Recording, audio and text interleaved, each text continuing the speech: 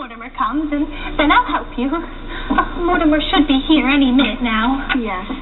Father must have been surprised not to find me at home. I'd better go say goodnight to him. Oh, it's a shame you missed him, dear. If Mortimer comes, tell him I'll be right back. Oh, hello, Mort. Hello, Elaine. Hello, Aunt Martha.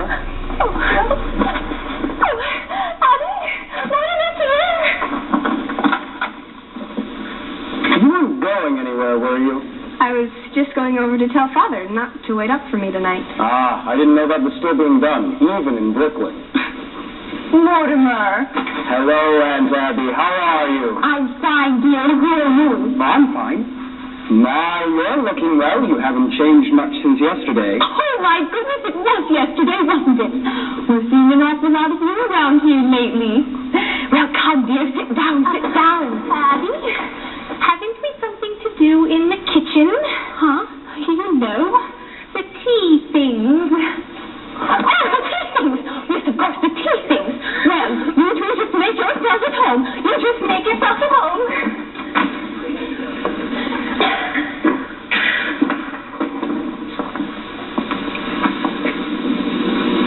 Well, can't you take a hint?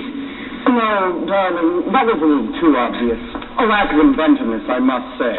Yes, that's exactly what you'd say. Where do you want to go for dinner tonight? Oh, I don't care. I'm not very hungry. Well, I just had breakfast. Suppose we wait until after the show? But that'll make it pretty late, won't it? Not with the little sinker we're seeing tonight. From what I hear, we'll be at breaks by 10 o'clock. You know, you really ought to be fair to these plays. Are these plays fair to me? I've never seen you walk out on a musical. That musical isn't opening tonight.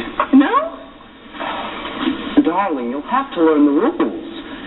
With the musical, there are always 3 changes of title and 4 postponements. They liked it a lot in New Haven, but it needs a lot of work. Well, I was hoping it was a musical. You have such a light mind. Not a bit. Musicals somehow have a humanizing effect on you. After a serious play, we join the proletariat in the subway, and I listen to a lecture on the drama. But after a musical, you take me home in a taxi and make a few passes.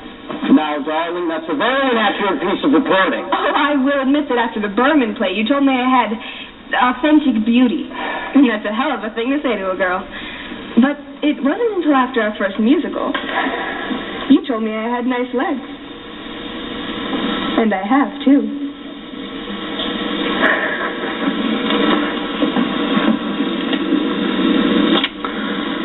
You know, for a minister's daughter, you sure know a lot about life. Where'd you learn it? In the choir loft.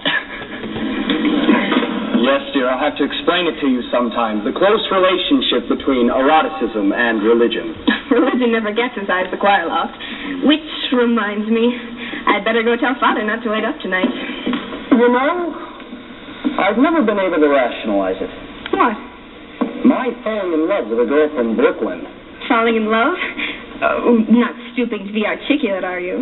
I suppose the only way I can regain my self-respect is to keep you in New York. Did you say keep? No, darling. I've come to the conclusion that you're holding out for all the legalities. I can afford to be a good girl for quite a few years yet. And I can't wait that long. Where could we be married, say, tonight? I'm really afraid Father would insist on officiating. Oh, God. I bet your father could even make the marriage service sound pedestrian. Are you by any chance writing a review of it?